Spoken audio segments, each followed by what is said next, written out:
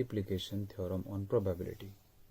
Here we are going to discuss multiplication theorem on probability.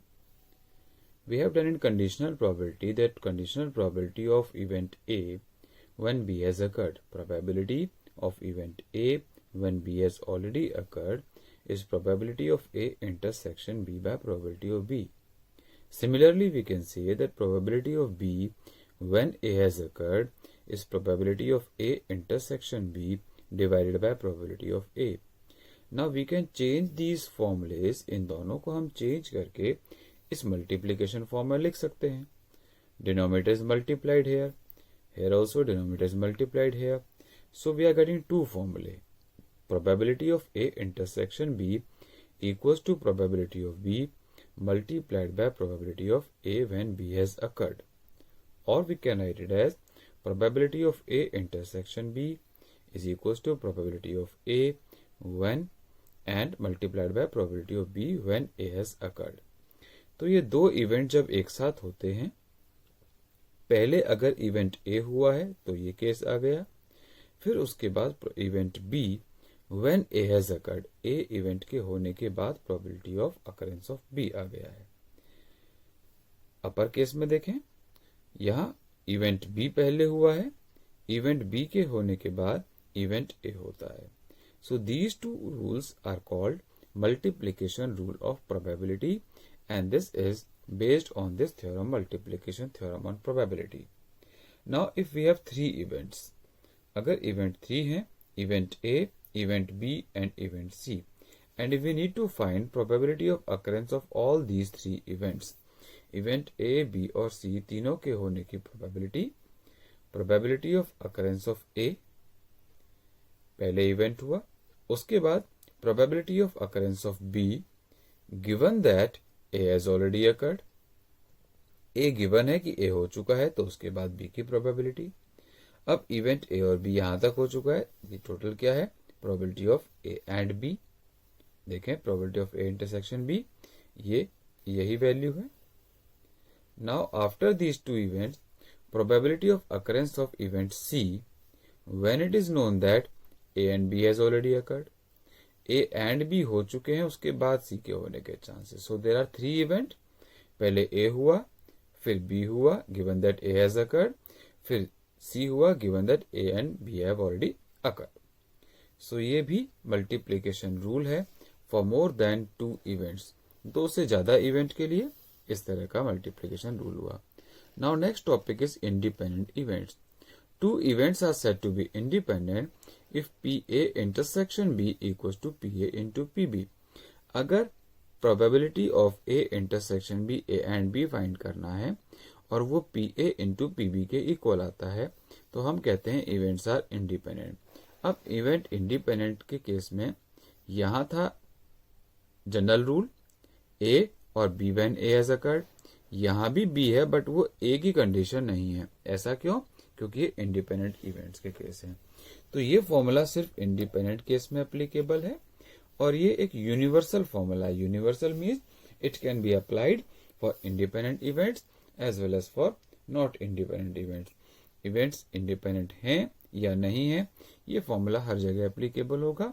But इस case में जब हम आते हैं तो probability of A intersection B equals to probability of A and probability of B, ये सिर्फ तभी होगा जब ये दोनों केस इंडिपेंडेंट इवेंट्स हैं. Now these are independent events. So what are independent events? कुछ एग्जांपल लेते हैं. जब हम डाइस थ्रो करते हैं तो कोई इवेंट आता है लाइक 1 2 3 4 5 या 6. अगर मैं डाइस को फिर से थ्रो करता हूं तो फिर 1 2 3 4 5 या 6 आ सकता है. तो जो पहले थ्रो के आउटकम्स हैं वो सेकेंड थ्रो के आउटकम को अफेक्ट नहीं कर रहे हैं. दैट मीन्स डाइस को आप कंसेक्यूटिवली एक के बाद एक कितनी बार भी थ्रो करते जाएं, they all are cases of independent events. Similarly coin, if a coin is tossed, head आता है या टेल आता है, फिर से टॉस किया, फिर एक हेड या टेल आया, फिर से टॉस किया, फिर हेड या टेल आता है. तो ये जितने भी हेड और टेल के केसेस हैं, इनकी जो प्रोबेबिलिटी होगी वो प्रीवियस आउटकम से डिपेंड नहीं करती है। It doesn't depend on previous outcome पर डिपेंड नहीं है, तो ये भी इंडिपेंडेंट इवेंट का केस हुआ। अब एक एग्जांपल लेते हैं बॉक्स का।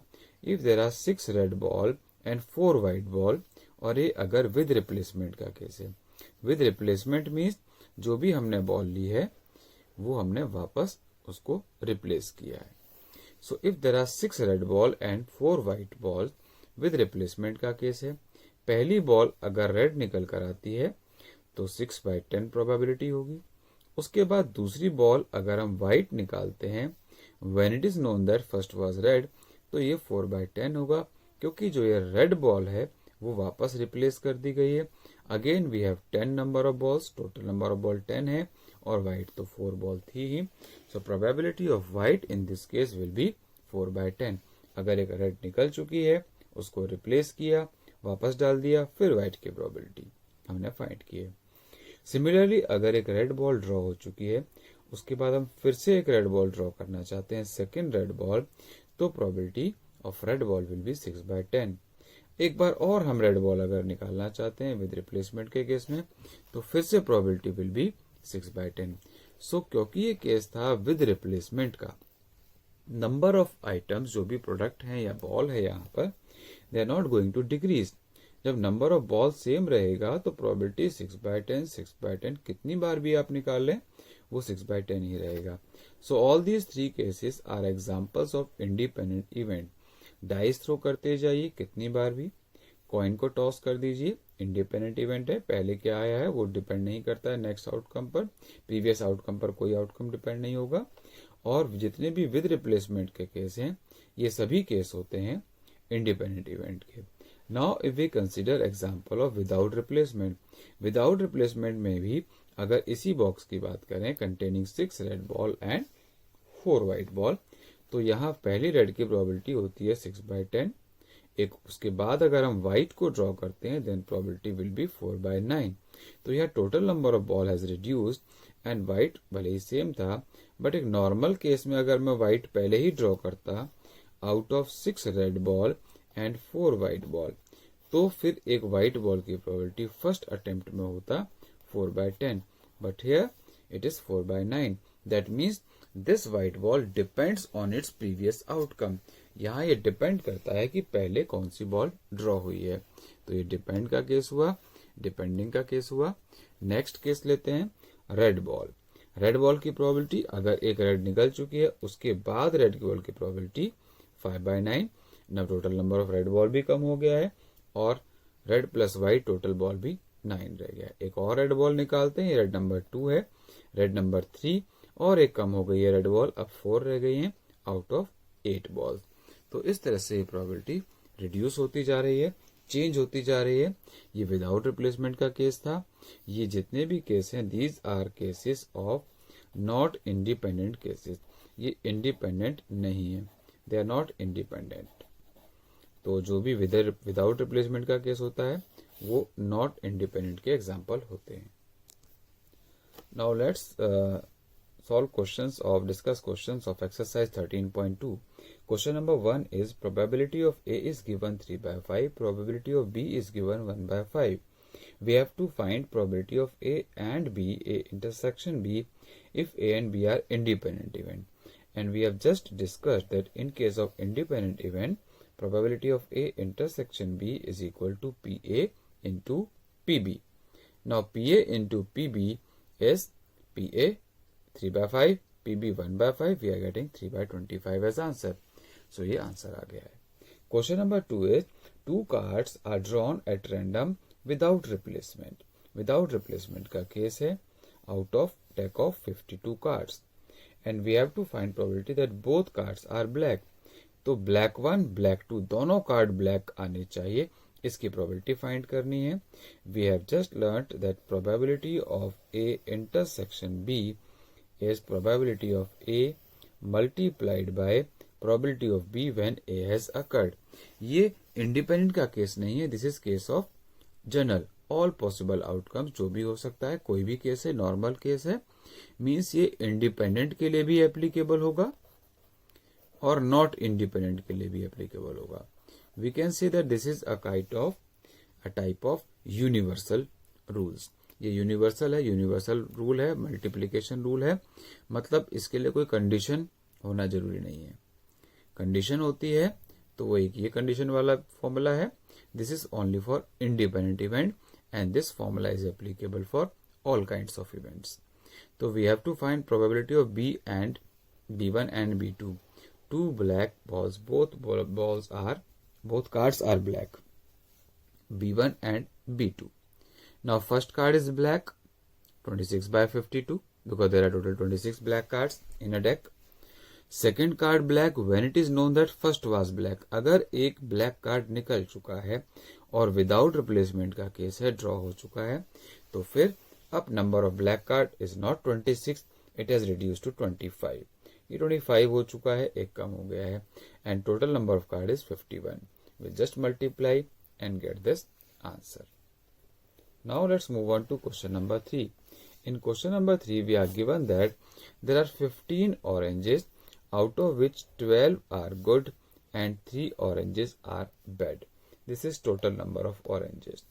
Now we have to select 3 oranges. 3 oranges are to be selected, and that is with condition that it is without replacement. Means जो orange हमने ड्रॉ किया वो वापस रिप्लेस नहीं करना।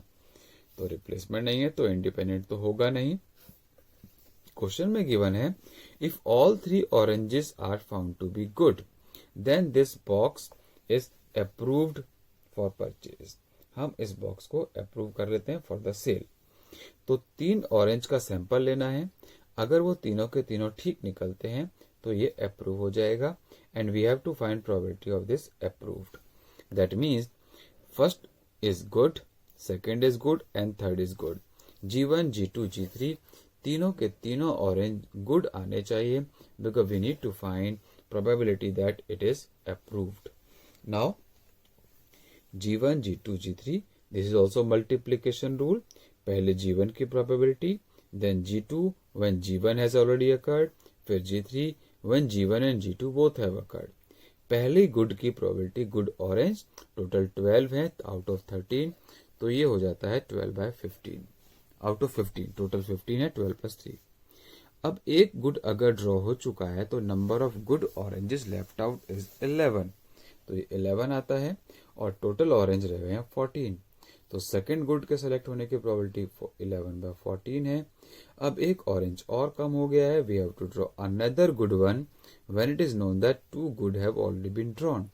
तो 2 गुड अगर ऑलरेडी ड्रॉ हो चुके हैं, then number of good oranges is 10 out of 13.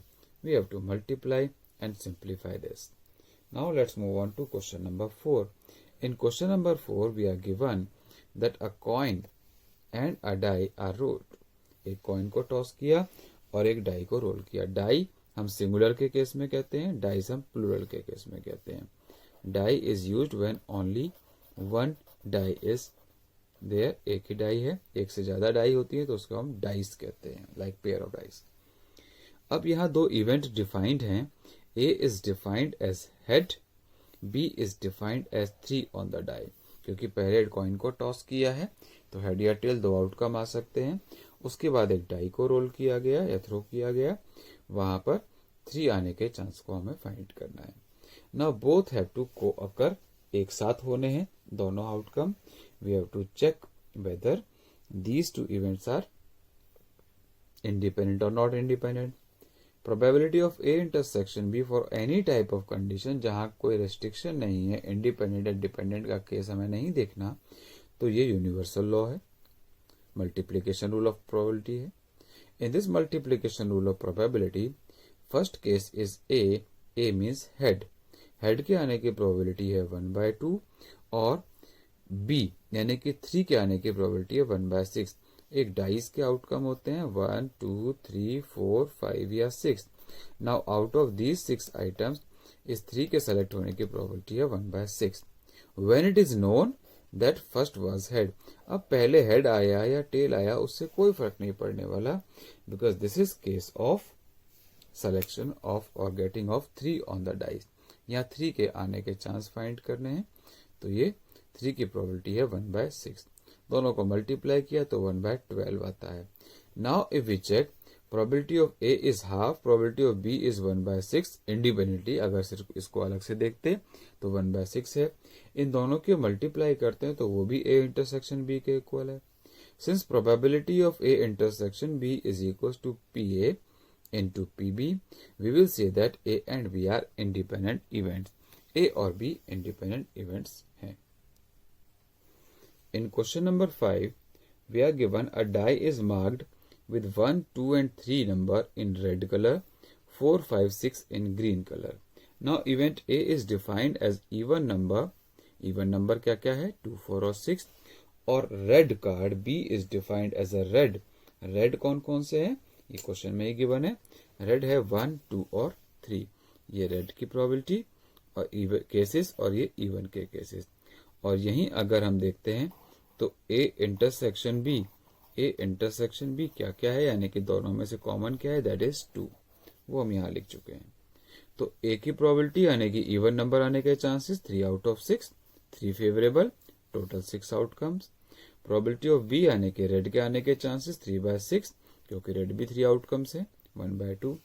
A and B में एक फेवरेबल केस है, 1 case is favourable, so probability of A intersection B would be 1/6, and we can see that this 1/6 is not equal to their product।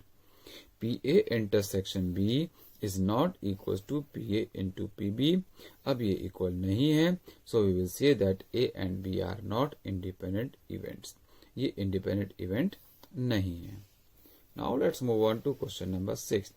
In question number 6 we are given probability of E is 3/5, probability of F is 3/10 and E intersection F is also given 1/5। We have to check whether E and F are independent or not। Simple case है, दोनों को multiply कर देते हैं। If their product comes out equal to this then they are independent, otherwise not equal. 3/5 into 3/10 is 9/50 which is not equals to E and F। ये 1/5 के equal नहीं आया है, that means E and F are not independent events. ये independent events नहीं है। Question number 7। In question number 7 we are given PA एक event है, प्रोबेबिलिटी हाफ है। A union B is 3/5 and PB is P। ये P की value हमें find करनी है, P is unknown. Part 1 is given as that if events are mutually exclusive. ये जो इवेंट हैं ये म्यूचुअली एक्सक्लूसिव इवेंट्स हैं। अब ये म्यूचुअली एक्सक्लूसिव इवेंट होता क्या है? In mutually exclusive events, 2 events are totally separate with disjoint sets. इनमें कुछ भी कॉमन नहीं होता। We can say that A intersection B is 5। ये एक एम्प्टी सेट होता है। A intersection B is 5, that means probability of A intersection B is 0। तो अभी अगर हम फॉर्मूला अप्लाई करते हैं, ये 11th में भी हमने किया हुआ है, that probability of A union B is equals to probability of A plus probability of B minus probability of A intersection B। ये एक फॉर्मूला है जो हम 11th में कर चुके हैं। दिस फॉर्मूला इज इम्पॉर्टेंट, इसको याद रखिएगा, लर्न रखिएगा। Now A union B is given as 3/5। उसके बाद PA is given as half.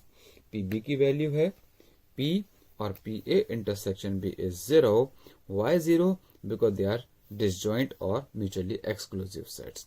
तो ये 0 है, इसको सॉल्व करते हैं। We are getting value of P as 1/10। Now let's move on to second part। Second part is that we have to find value of P if these events are independent event। यहाँ पर जो event हैं they are independent and we know that condition of independent is जो ये PA intersection B है this must be PA into PB। हमने वही formula use किया है but this time यहाँ PA intersection B 0 नहीं है। प्रीवियस केस में 0 था क्योंकि एक्सक्लूसिव इवेंट्स थे। ये एक सेकंड केस है, यहाँ पर PA इंटरसेक्शन B होगा PA इंटू PB, दोनों का product. So PA is half, PB is P। इसमें इक्वेशन में वैल्यू को पुट किया गया and then we can find value of P। P comes out to be 1/5। In question number 9 we are given PA 1/4, PB is given 1/2 and PA intersection B is given as 1/8 and we have to find what is value of P not A and not B. अब ये not A and not B क्या है? ये जो not A है, इस not A को हम A कॉम्प्लीमेंट लिख सकते हैं, not B को हम B कॉम्प्लीमेंट लिख सकते हैं, कॉम्प्लीमेंट के लिए हम बार यूज कर सकते हैं या ये प्राइम वाला सिंबल भी यूज कर सकते हैं. So I am using prime symbol here. ये जिसे हम डैश बोलते हैं usually, this is prime symbol.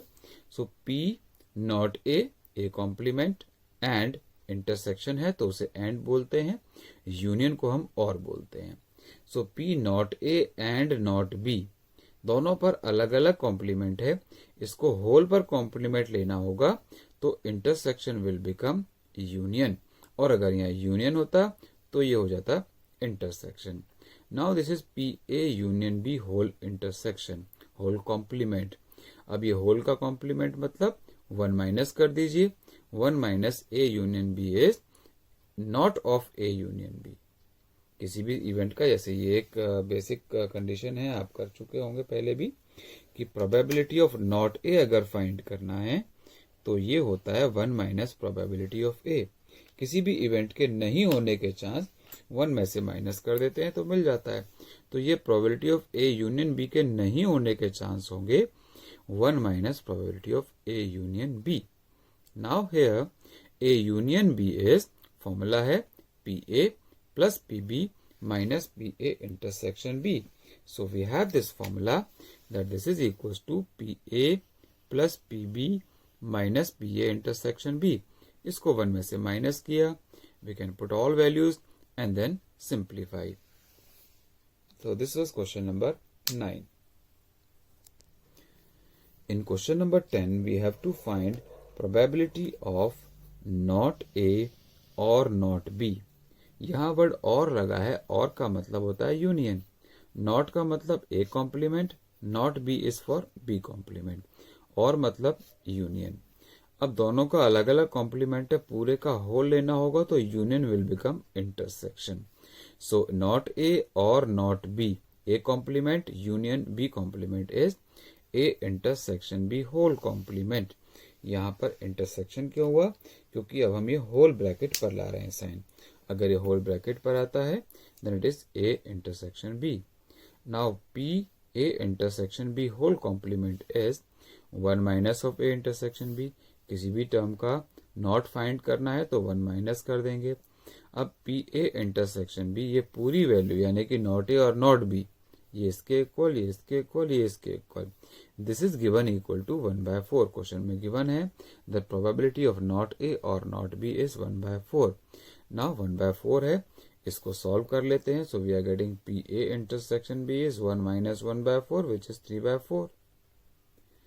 And in addition to this we are given value of PA and PB. इस क्वेश्चन में PA एंड PB की वैल्यू भी given है, दोनों को मल्टीप्लाई कर देते हैं. PA की वैल्यू 1/2, PB की value 7/12. If we multiply them, we are getting 7/24. Now, if we check PA into PB, which is 7/24, is not equal to 3/4. ये तो इक्वल नहीं आ रहा है. अब क्योंकि ये इक्वल नहीं है, so we will say that they are not independent. ये इंडिपेंडेंट भी नहीं है, ये नॉट इंडिपेंडेंट का केस हो गया है. सो इंडिपेंडेंट नहीं है, दैट मीन्स क्योंकि ये दोनों इक्वल नहीं थे. तो इस तरह से आप ये क्वेश्चंस सॉल्व कर सकते हैं. In question number 11 we are given probability of A as 0.3 and probability of B as 0.6. In part 1 we have to find probability of A and B, and it is given that A and B are independent events. ये दोनों events independent है, it is given in question. So if they are independent event, we know that probability of A intersection B, which is called as A and B, and को ही intersection कहते हैं, will be equals to PA into PB. क्यों है equal? Because they are given independent events. So this will be equals to 0.3 multiplied by 0.6 means 0.18. ये part 1 का answer आ जाता है. In second part, we need to find probability of A and not B. ए लेना है लेकिन B नहीं लेना है, that means A minus B complement. इसको वेन डायग्राम के हेल्प से समझते हैं। So if this is A, this is B, A and not B, we need to take A. A लेना है लेकिन उसमें बी नहीं लेना है, वो कौन सा रीजन होगा, इसको मैं हाईलाइट कर देता हूं। I first set is A, so this is A and not B. A तो लिया लेकिन बी नहीं लिया, so this is A. If this Venn diagram is of A, second अगर सेट बी है तो जो ये शेडेड रीजन है, this is shaded region of A and not B. A minus B कहते हैं इसको, या कॉम्प्लीमेंट नहीं आएगा, सॉरी, इस कॉम्प्लीमेंट को हटा दीजिएगा। So this is case of A minus B. अब ए माइनस बी को हम लिख सकते हैं probability of A and means intersection not B, ये बेटर है। यहां ये कॉम्प्लीमेंट साइन नहीं है, मैं इसको हटा देता हूं। So A and not B is equal to A minus B, means A and is intersection, not B is B complement. That is also equals to probability of A minus probability of A intersection B. We can see in Venn diagram. इस Venn diagram में अगर हम देखें तो ये जो A वाला circle है, जो A सेट है, इस A में से अगर हम A वाले सर्कल में से इंटरसेक्शन वाला हटा दें, सिर्फ ये कॉमन वाला रिमूव करना है, so will get this shaded region which is A and not B. So PA is given in question, PA question में given है 0.3, PA intersection B अभी हमने find किया 0.18, so we are getting 0.12 as answer of this second part. In third part we need to find A or B. Third part में find करना है A और B, so A और B is actually A union B. तो A union B का formula PA plus PB minus PA intersection B. We have all these values. PA is 0.3, PB is 0.6, intersection is from part 1 we have 0.18. So solving this we will get our answer. So we are getting 0.72 as answer.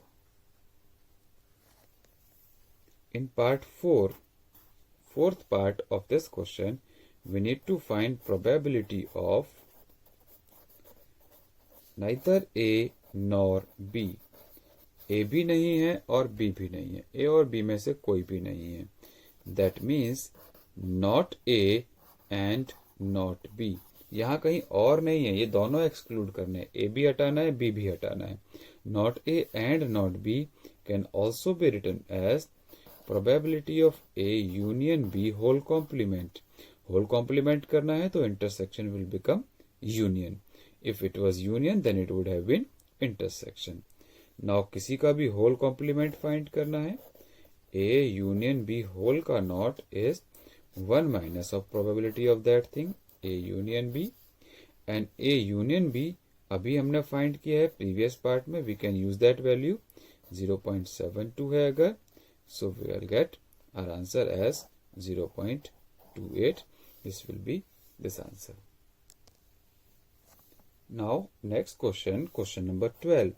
In question number 12 we are given that a die is tossed thrice and probability of getting an odd number thrice. एक odd number आ रहा है और वो भी thrice, तीनों बार odd number ही आएगा, उसकी probability find करनी है. So we can say odd 1 and odd 2 and odd 3, तीनों के तीनों odd आएंगे, इसकी probability find करनी है. odd on first trial, odd on second trial, odd on third trial, and है क्योंकि तीनों में compulsion है. So we have multiplication rule for more than 2 outcomes.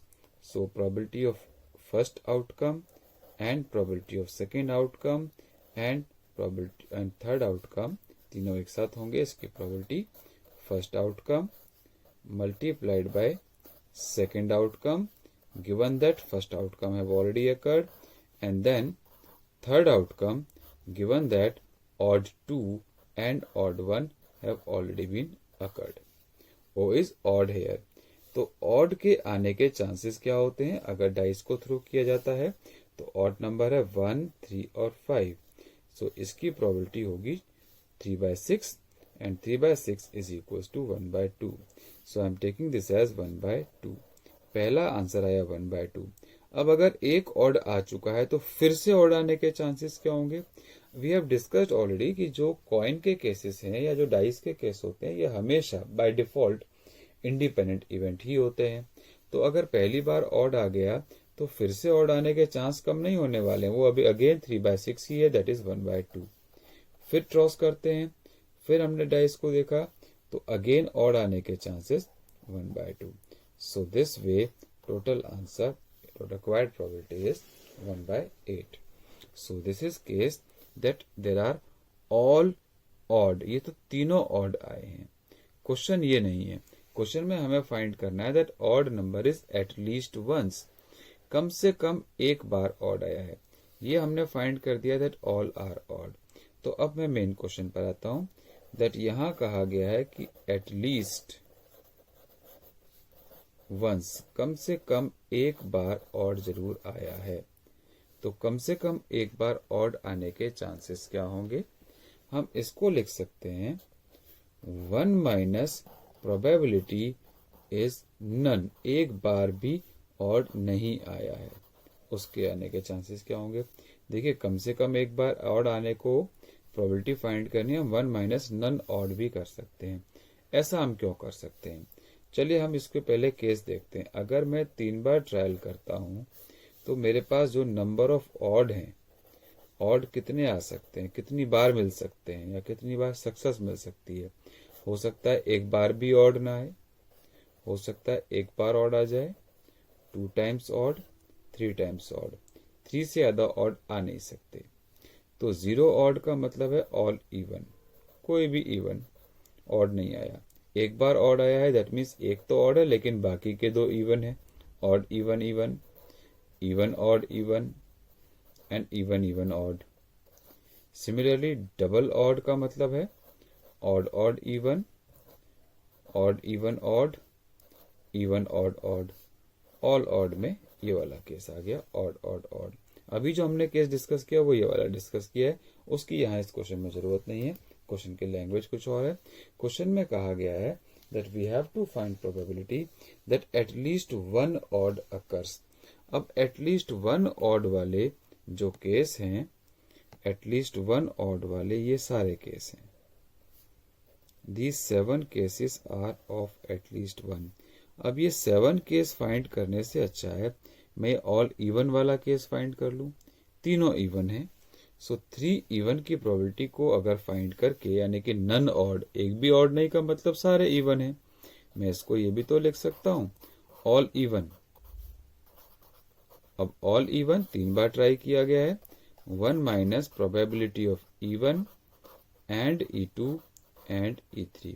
अब मैंने यहां तो मल्टीप्लीकेशन रूल से किया था ऑड वाले केस को, मैं इसको और इजी वे से कर देता हूं. अब ऑल इवन में हम इन तीनों को अलग अलग मल्टीप्लाई करके लिख सकते हैं. Why? Because these outcomes are of independent events. ये सब इंडिपेंडेंट इवेंट हैं क्योंकि कॉइन या डाइस के थ्रो के केस इंडिपेंडेंट इवेंट होते हैं. Because what ever is number of trial के प्रोबेबिलिटी विल नॉट अफेक्ट, वो चेंज नहीं होती है. तो यहाँ पर ये इंडिपेंडेंट केस है तो कंडीशन की जरूरत नहीं है. नाउ 1 माइनस एक इवन आने के चांस 1/2, एक और इवन के 1/2, एक और इवन के 1/2. तो 1 minus 1/8. Finally answer is 7/8. This is final answer of getting at least 1 odd. At least 1 odd का मतलब ये सारे 7 केसेस थे, बट हमने सारे 7 केस फाइंड करने से अच्छा सोचा कि हम इसको फाइंड कर देते हैं और टोटल केस यानी कि 1 में से माइनस कर देते हैं. टोटल सैंपल स्पेस की प्रोबेबिलिटी सबको अगर हम फाइंड करके ऐड करते तो वो 1 आता. 1 में से हमने माइनस किया, so we got probability of all even. इसको 1 में से माइनस किया, we are getting that probability of at least 1 odd. Now let's discuss question number 14. In question number 14 we are given that probability that A कोई एक person है, कोई एक student है, A solves the problem is 1/2. Probability that B would solve the problem independently is 1/3. Independently word question में ही mentioned है.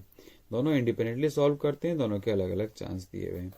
ए ने solve किया 1/2 है, तो ए ने सॉल्व नहीं किया would be 1 - 1/2, that is again 1/2. If B solves probability 1/3, तो बी के नहीं करने की प्रोबेबिलिटी हो जाती है 2/3. 2/3 कैसे आया? 1 - 1/3. अगर बी नॉट बी फाइंड करना है, दैट इज 1 - PB. ये होगा 1 - 1/3. So we are getting as 2/3. ये 2/3 आंसर आ गया है. Now we have probability of A B not A not B. अब क्योंकि क्वेश्चन में कहा है both try to solve independently, दोनों अगर सॉल्व करते हैं तो क्या क्या आउटकम हो सकते हैं उसको देख लेते हैं. A and B both solves, A not solves, B solves, A solve but B not solve, A not solve but and B not solve. ये टोटल 4 केस होंगे. दोनों ने सॉल्व किया, A ने सॉल्व नहीं किया, B ने किया, A solve but B cannot solve, A not solve and B not solve. So these are total 4 possible outcomes. Now question में पहले पार्ट में पूछा गया है that probability that problem is solved. अब प्रॉब्लम सॉल्व कहाँ हो रही है, किसने सॉल्व की, इससे कोई फर्क नहीं पड़ता है, वो मैटर नहीं करता है. प्रॉब्लम सॉल्व हुई या नहीं हुई वो देखना है. तो प्रॉब्लम इज सॉल्व्ड के ये सारे केसेस हैं. ये सब केस क्यों हैं? क्योंकि इन सभी केस में प्रॉब्लम सॉल्व हो रही है. यहाँ दोनों ने किया, यहाँ बी ने सॉल्व किया, यहाँ ए ने सॉल्व किया. भले ही किसी एक ने किया, दोनों ने किया, प्रॉब्लम तो सॉल्व हुई. तो probability that problem is solved, probability that problem is solved, किसने किया doesn't matter, is this plus this plus this. ये 3 केस फाइंड करने से अच्छा है हम ये वाला एक केस फाइंड कर दें और 1 माइनस कर दें, जैसे अभी हमने प्रीवियस एग्जांपल में किया था, क्वेश्चन में क्या था, एटलीस्ट वाला. So this will B 1 - problem is not solved. अब प्रॉब्लम नॉट सॉल्व्ड का मतलब कोई भी सॉल्व नहीं कर पाया, यानी कि ना तो उसको ए सॉल्व कर पा रहा है, ना ही उसको बी सॉल्व कर पा रहा है. ए ने भी नहीं किया, बी ने भी नहीं किया, that is 1 - not A and not B. क्योंकि ये इंडिपेंडेंट केस हैं, क्वेश्चन में भी मेंशन है they both solves independently. So independent है, इसलिए इंटरसेक्शन को हमने मल्टीप्लाई में कन्वर्ट कर दिया. Now not A is half, not B is 2/3. We can put this value 1/2 into 2/3. तो ये कैंसिल होकर 1/3 आया. 1 - 1/3 इज 2/3. पार्ट 1 का answer that problem is solve ये आ गया है 2/3. In second part we are given that exactly one of them solves the problem. दोनों में से कोई एक ही प्रॉब्लम को सॉल्व कर पा रहा है. कोई एक प्रॉब्लम को सॉल्व कर पाएगा तो वो ये दोनों केस होंगे, किसी एक ने सॉल्व किया. So exactly one solves the problem. उसके केस हैं ए ने नहीं किया, बी ने किया, या ए ने किया, बी ने नहीं किया. इन दोनों केस को लेना होगा. This will be not A and B, और A solves and not B, B ने सॉल्व नहीं किया. Not A is half, B is 1/3, A is also half, B not is 2/3. ये दोनों इंडिपेंडेंट इवेंट है. दिस इनटू दिस, दोनों को अलग अलग लिख दिया मैंने, अलग अलग करके सीधी वैल्यू पुट की है. So we are getting 1/6 plus 2/6, 3/6, that is half. This is answer in this case. Question number 14. In question number 15, in question number 15, we have to tell whether E and F are independent or not. Independent है या नहीं ये verify करना है. In case 1, ये सब card के cases हैं. E is given that card is spade. ये एक spade given है, और F given है as an ace. एक एस गिवन है. नाउ प्रोबेबिलिटी ऑफ ई, यानी कि एक स्पेड के होने के चांस, स्पेड होते हैं 13 out of 52, that will be 1/4. Probability of F means probability of ace, ace होते हैं only 4 out of 52 means 1/13. Now if we try to find out E and F. E and F का मतलब क्या हुआ? Card which is spade as well as ace. ऐसा card जो spade भी है और एस भी है. स्पेड टोटल 13 होते हैं, उसमें से एस सिर्फ एक ही होता है. तो वो जो एक एस होगा सिंगल, स्पेड में जो एस है वो सिर्फ एक ही है, that is 1/52. So this spade and ace is E and F. Now this E and F is equal to their product or not? Let's check them.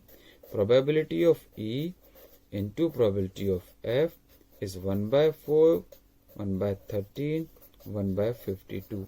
Because these two products are equal, since probability of E intersection F is equals to probability of E into probability of F. That's why E and F are independent events. So E and F are independent events. In this case, we have proved this. So these are independent events. Similarly, you can solve second part. वहाँ black और king की बात की गई है. अब मैं बात करता हूँ इसके थर्ड पार्ट की. थर्ड पार्ट में जो इवेंट E है, this is defined as king और क्वीन. या तो कार्ड किंग है या क्वीन है. तो probability of E will be, जो किंग है वो 4 है, क्वीन भी 4 है, सो टोटल 8/52.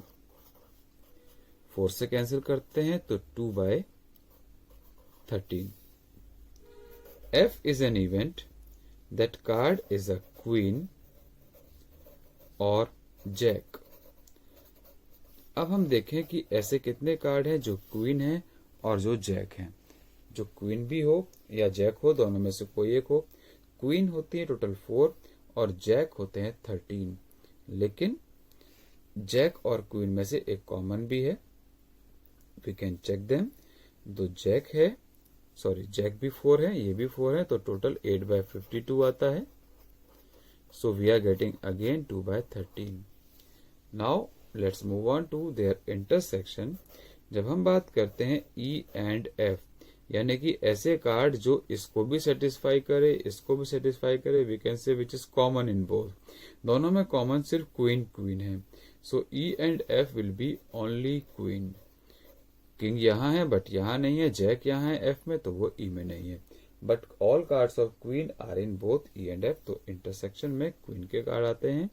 और यहाँ इंटरसेक्शन की probability, if you find this probability, it is queen जो है सिर्फ 4 ही होती है out of 52, that is 1/13. Now let's check whether this is equal to their product or not. We know that probability of E, ये F है, probability of E into probability of F, 2/13 into 2/13, 4/169 is not equals to probability of E intersection F. If this is not equal, so we can say that E and F are not independent. ये independent cases नहीं है. अब ये independent नहीं है, that means independent नहीं है, because their product is not equal. तो इस तरह से हमें ये क्वेश्चंस को सॉल्व करना है. ये क्वेश्चन नंबर 15 है. यहाँ हमें केस सिंपल स्पेस के फॉर्म में, केसेस के फॉर्म में लाने होंगे और देन उसके बाद उसको सॉल्व करना होगा. तो ये सब कुछ केस हुए हैं जो हमें सॉल्व करने हैं और सिंप्लीफाई करने हैं. Now that's it in this exercise for my side. बाकी के क्वेश्चंस आपको ट्राई करने हैं, जो मैंने कराए हैं वो भी आपको करने हैं. Exercise 13.2, this will be your homework. ये आपका होमवर्क होगा. You have to solve all questions, practice all questions. That's it in this video. Thank you very much.